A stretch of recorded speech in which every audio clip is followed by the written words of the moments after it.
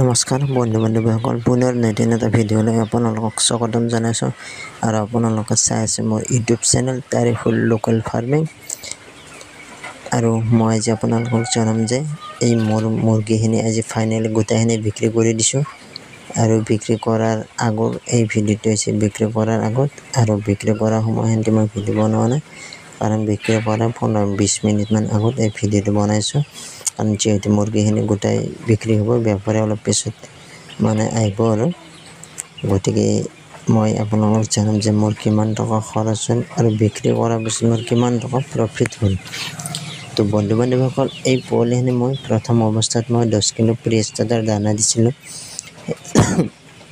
সেই 10 kilo pre-starter দানাৰ দাম আছিল 600 টকা।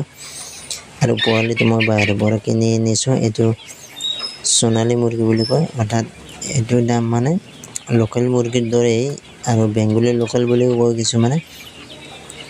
আৰু মুৰ্গীখিনিত মোৰ কিনাতে গেছে 3000 টকা।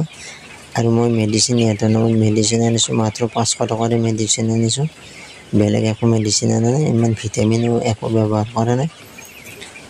আৰু তাৰপিছত মই ষ্টাৰ্টাৰ দানা খুৱাইছিলোঁ ইহঁতক 25 দিন বয়সলৈকে, পূৰা 2 কুইণ্টেল 25 কেজি, অৰ্থাৎ 2 কুইণ্টেল 25 কেজি দানা কিনি আনিছোঁ। আৰু টোটেল মোৰ দানাত পইচা গৈছে 9000 টকা, কাৰণ এক বেগ দানাৰ দাম 2000, গতিকে 9000 টকা মোৰ দানাৰ নামত গৈছে।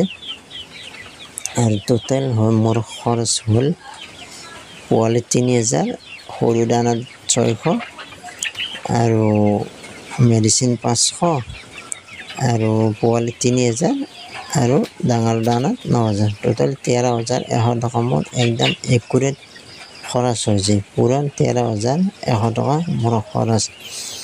আৰু এই মুৰ্গীখিনিৰ ওজন হৈছে 700, 800, 600, আৰু 2-এটা 900 মাৰিছে, কাৰণ মুৰ্গীকেইটা অলপমান ডাঙৰ, সেইকাৰণে ওজনটো বেছি।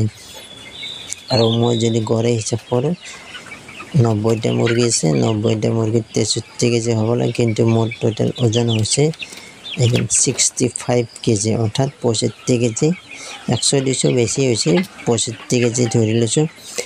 আৰু মই ইয়াৰ মাইকী মুৰ্গীকেইটা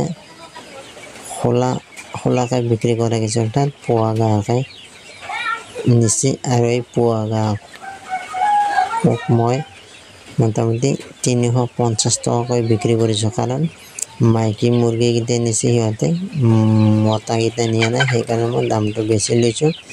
350কৈ বিক্ৰী কৰিছোঁ। টোটেল মই 15 কেজি মুৰ্গী 350কৈ বিক্ৰী কৰিছোঁ, অৰ্থাৎ মাইকী মুৰ্গী। এই 15 কেজি মুৰ্গীৰ দাম হৈছে 5250 টকা। আৰু বাকীকেইটা মুৰ্গী মই বেপাৰীৰ তাতে বিক্ৰী কৰিছোঁ, আৰু বেপাৰী দিছে মোক দামটো 280 টকাকৈ কেজি, কাৰণ মুৰ্গীকেইটা অলপ সোণালী, আৰু আজিকালি ফাৰ্মে একদম এভেইলেবল, সেইকাৰণে দামটো অলপ কম দিছে। এনেই 300 টকা হয়, কিন্তু 20 টকাকৈ কম দিছে। আৰু বাকী মই 50 কেজি মুৰ্গী 280 টকাকৈ বিক্ৰী কৰিছোঁ। আৰু 50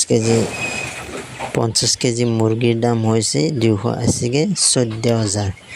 আৰু খোলাকৈ বিক্ৰী কৰিছোঁ মই 5250 টকা। আৰু টোটেল মোৰ পইচা হ'ল মুৰ্গী বিক্ৰী কৰি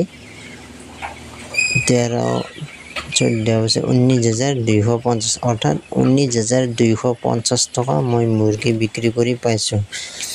আৰু মোৰ খৰচ হৈছিল 13,100, গতিকে 13,100 বাদ দিলে 6,150 টকা প্ৰফিট, অৰ্থাৎ 65 দিন বয়সত 100 মুৰ্গী পালন কৰি 6,150 টকা প্ৰফিট। 150টো বাদ দিলেও মোটামুটি 6,000 প্ৰফিট। তো গতিকে বন্ধু বান্ধৱীসকল, কোনোবাই যদি এনে আছে, 100 মুৰ্গী আনক, আৰু ধুনীয়াকৈ সুন্দৰভাৱে আধাৰ পানী দানা পানী দিয়ক, দি কিনে ধুনীয়াকৈ পোহক। 65 দিন বা 70 দিন বয়সত যদি আপোনালোকৰ 6,000 টকা এটা প্ৰফিট হয়, আৰু কি লাগে? তাত বেলেগ একো কষ্টও নাই, আপুনি যি কাম কৰে তাকে কৰিবও পাৰে, খালি সময়মতে ৰাতিপুৱা একবাৰ বেছিকৈ আধাৰটো দি গ'লে ডাইৰেক্ট ৰাতি দিলেই হ'ব। দুপুৰে নিদিলেও কথা না, কাৰণ দানা পাতৰ থাকেই।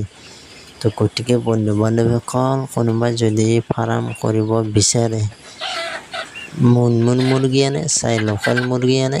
লোকেল মুৰ্গীত প্ৰফিটটো অলপ বেছি, কাৰণ তাৰ দামটো হাই লেভেল।